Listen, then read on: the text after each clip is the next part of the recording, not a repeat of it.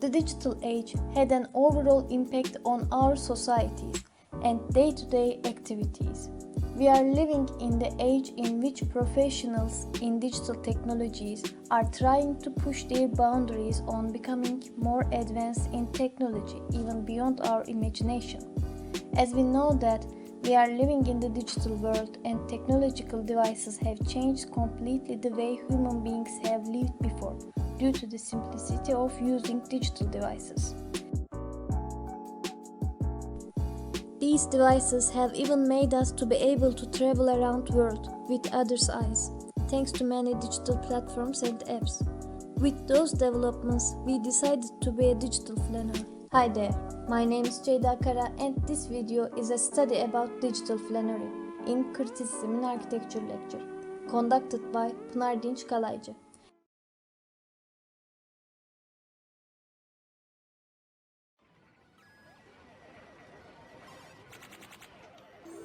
Choose your fighter. Lightning inspired. Fight. As a digital flaneur, I would like to experience Akihabara and Shibuya district of Tokyo. I will assess this flanery as a lens for understanding and representing cities undergoing globalization in 21st century with 21st century's tools, such as social media, e-maps, vlogs, and applications.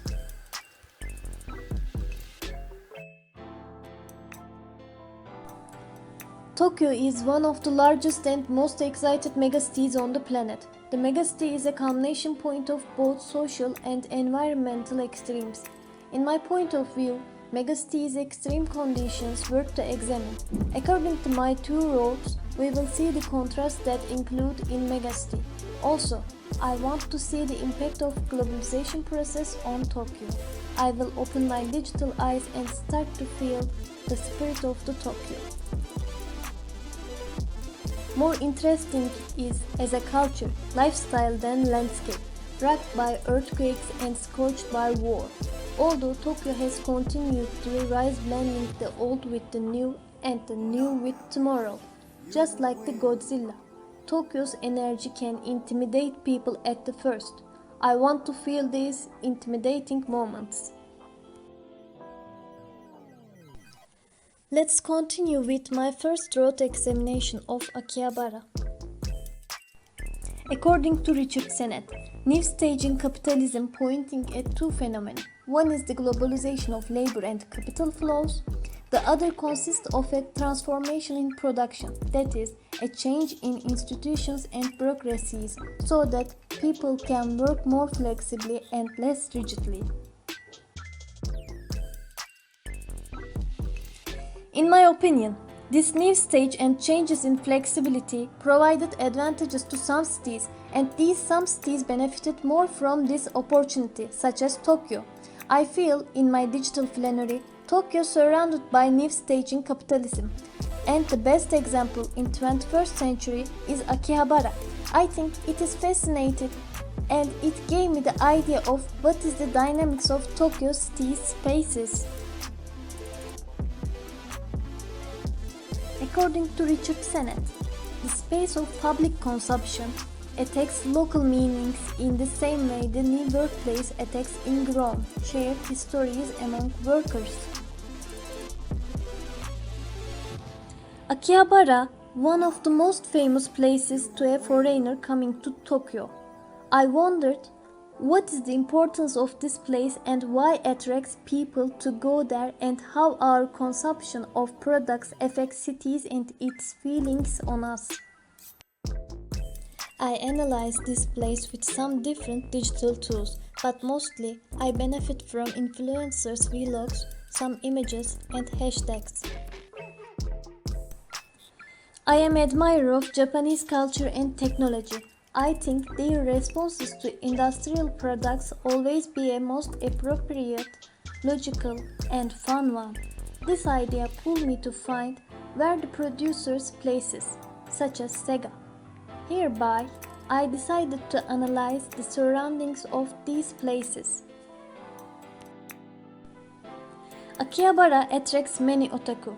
Otaku is the name given to people in Japan who have obsessive interests, particularly in anime and manga, and this locale is regarded as something of a gamer's paradise. I am not gamer, but I am still the fan of arcade games.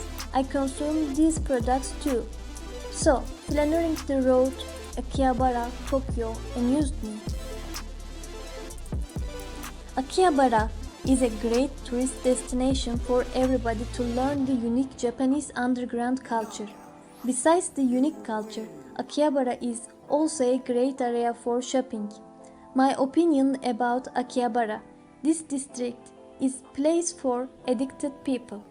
Consumption of these addicted games is like a virus and captivating. My another point is this road make people less alienated. It feels like a culture and I love that feeling, and Tokyo has that uniting vibes. Just as Sennett said, Benjamin's image of the flaneur gets a new meaning in a world of Starbucks and night towns. No longer is the urban flaneur the strange, the unexpected, or the arousing. Alterity is missing. Equally, the accumulation of shared history diminishes in these neutral public spaces. When strolling the place, I realized duty-free signboards in everywhere. I feel like I need to go there and consume. Those globally mobile corporations changes urban spaces. According to Sennett, we now have skis of globally mobile corporations, flexible workers, a dynamic capitalism bent on erasing routine. In this space change caused by capitalism, I realized the presence of the birth of a personopolis. Otaku personality has made Akihabara acquire a distinguishable streetscape, enabling it to be depictable in the form of a souvenir miniature. This is a totally new channel by which a city acquires such character, which until then were derived from history and traditions. When I looking at Akihabara's buildings, I started to think about the question that what does the buildings want to tell us in Akihabara? I noticed that Akihabara's buildings are opaque. In nights, aka Akiba's road has a glamorous effect. I feel the energy of space and I feel the city not sleeping. Maybe that opaqueness gives the chance for building to marketing itself with those lights. Light is not generally considered a dimension itself, but it is mostly associated with time. The changes in luminosity in the natural world are affected by the position of the planet in relation to the sun and the moon, and locally by climate conditions. Luminosity is a temporal phenomenon. However, in modern cities, we mostly see artificial light applications, just like in Akihabara, Tokyo. When my digital flaneur starts in there, my first experience was the light. Those artificial lights shaped my experiences of the urban environment. Also, I considered about the density of population and density of lights are related to each other. Even in landmarks, their glamour has people in the number that same ratio. Artificial light is a powerful tool for economy. In a way, we can feel in Tokyo, advertising and marketing never sleeps. My second route is from Shibuya district. I choose Shibuya because it is one of the Tokyo's most colorful and busy districts. I wanted to start my boat routes from stations. Now you can see the Shibuya station. Here is the Shibuya Scramble Crossing. It is one of the busiest crossings in the world.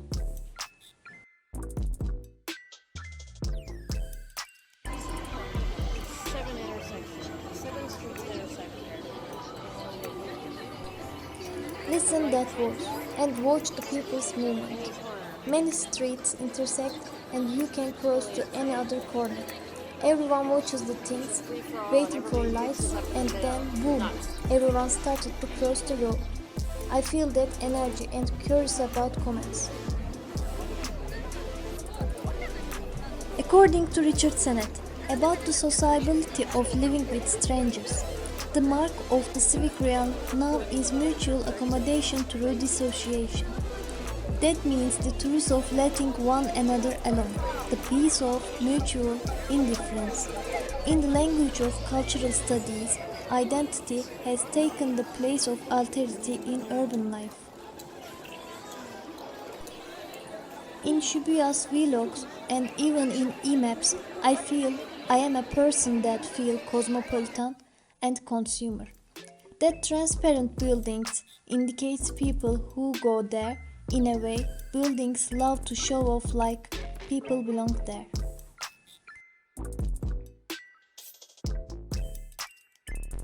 In Shibuya and Akihabara, both groups are Japanese, from similar age groups, similar social class, but you can make out an apparent difference between these people. I am assessing that the classic notion of public is invalid.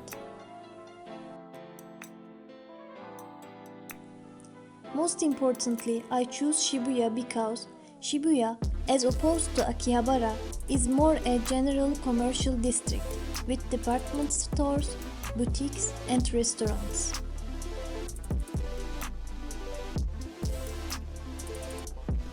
As Morikawa mentioned before, taste and personality are becoming a geographical phenomenon. This is not just a matter of taste anymore.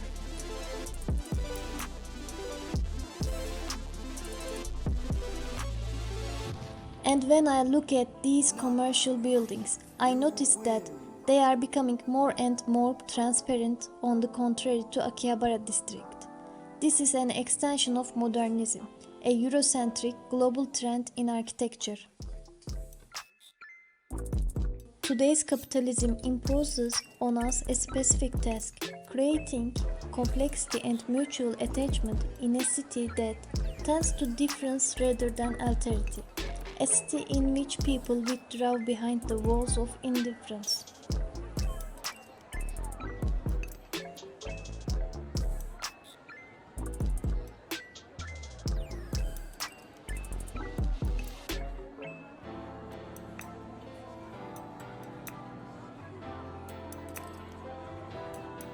Shibuya is the very crowded place. Maybe it is the best place to render oneself invisible.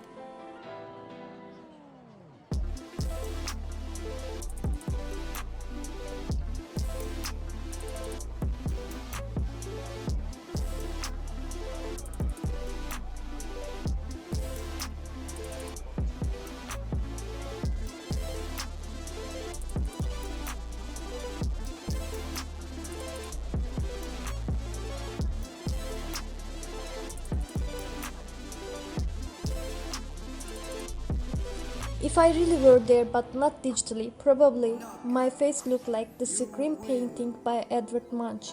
So I'm really happy in my home with my digital eyes and ears. Fight.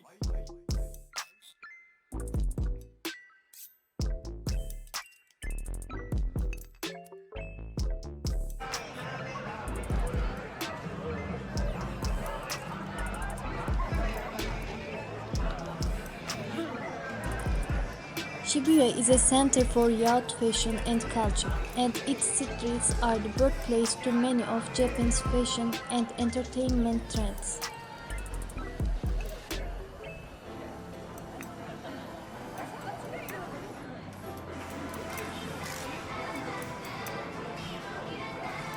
While I get lost myself in others' eyes, I understand the words of Murakami in After Dark novel.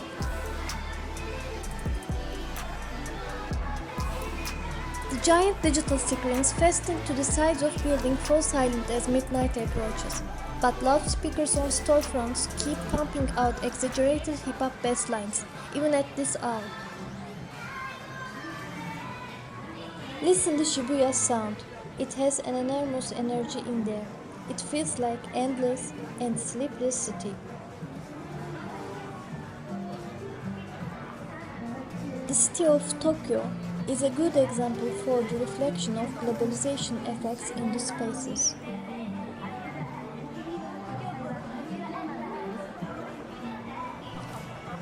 Wandering the streets of Tokyo is honestly a dream come true, but Shibuya adds a bit of sparkle and pizzas that I can't eat.